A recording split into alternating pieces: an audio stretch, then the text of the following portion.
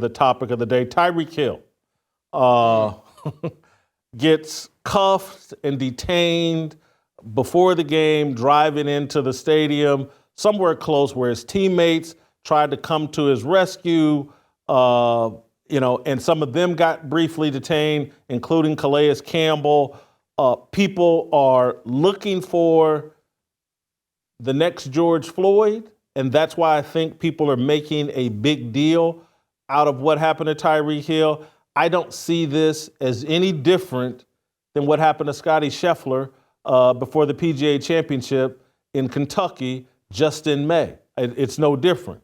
But people, because he's black and because he's a professional football player, Stephen A. Smith and the usual suspects have jumped on Tyreek Hill. They're all, Jamel Hill, let's start with her. This is incredible. Tyreek Hill gets briefly detained, cuffed, put on the ground, and, gets to go on and play the football game. The Dolphins win. Tyreek runs catches for 130 yards. Jamel Hill somehow connects this to Stephen Ross, the owner. And so she tweets out a reminder that Stephen Ross, owner of the Miami Dolphins, is a huge Donald Trump supporter, the same Trump who supports giving all police immunity from prosecution. Do with that what you will. This, to me, speaks to they're trying to immediately turn this into a political issue. There's no authenticity here. There's no fairness here. It's like, we've got our George Floyd. We can use this. America's all racist because Tyreek Hill got cuffed briefly. And let's throw out the window that Tyreek Hill, and I like Tyreek Hill as a football player. I really do. I like him as a football player. But he's had domestic violence issues. He's the most irresponsible professional athlete in terms of condom usage that perhaps we've ever seen. You can't be more irresponsible than Tyreek Hill. And everybody's jumping to the conclusion, well, there's no way Tyreek Hill did anything wrong.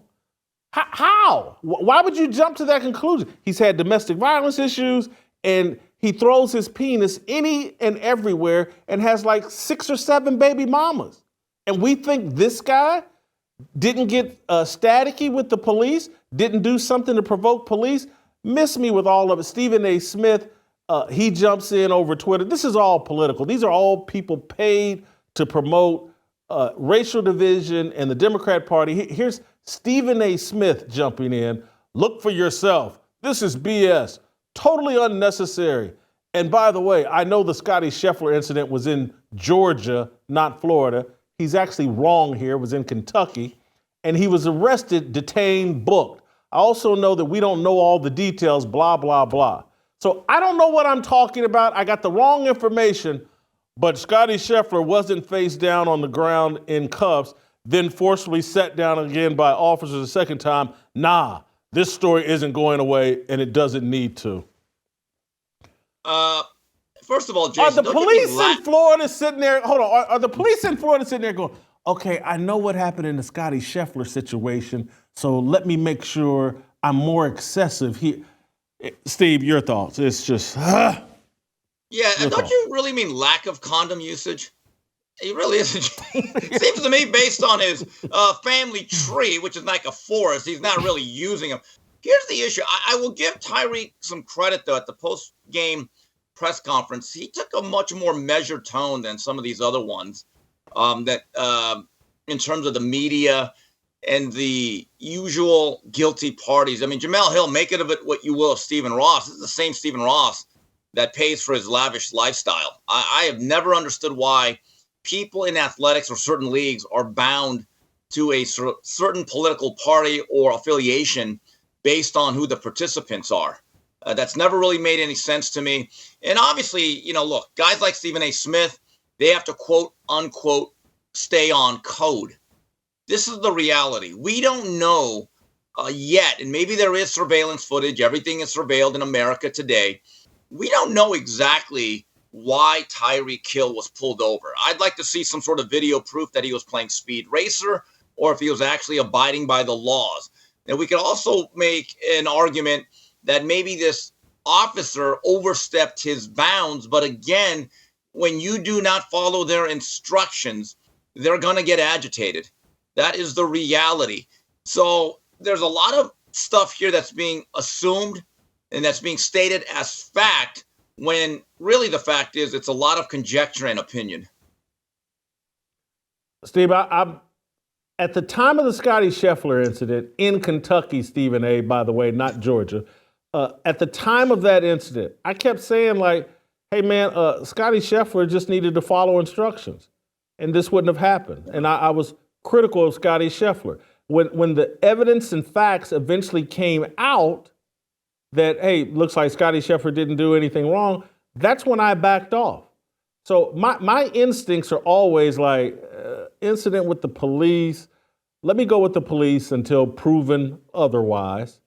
And that is the proper setting, particularly when you're talking about someone as ridiculously irresponsible as Tyreek Hill.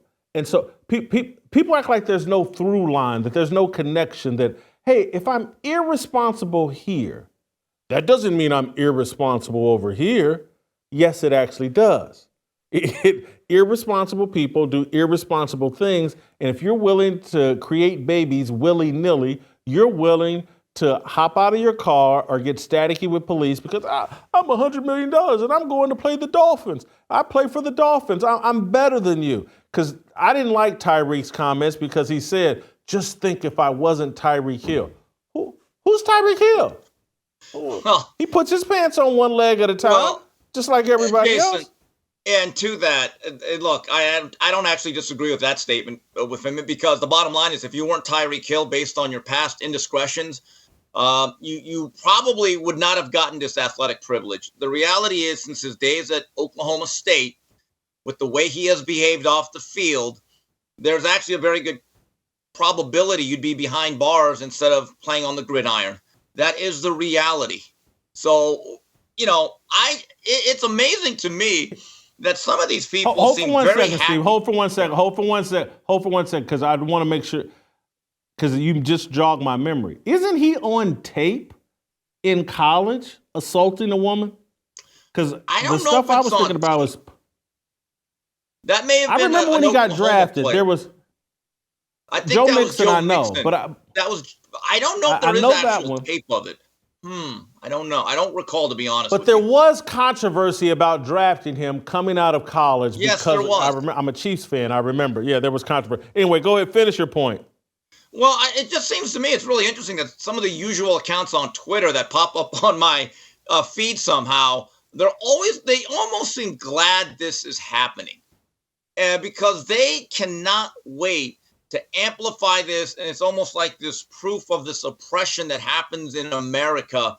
If you actually look at the statistics, and this is going to anger people, if you look at the amount of police interactions that take place on a daily, weekly, monthly, and yearly basis, and the actual amount of times any type of skirmish or an altercation breaks out, you'd be stunned over how low that percentage really is. And if you break down that percentage, there's probably a good chance that those who were pulled over or talked to by the law enforcement, they were most likely probably very, very combative and did not fully cooperate.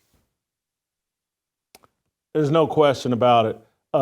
I would let Butter out of the penalty box and let him comment on this, but I have no faith in him at this point. This is too hot button of a topic. So I'm going to leave Butter out of it.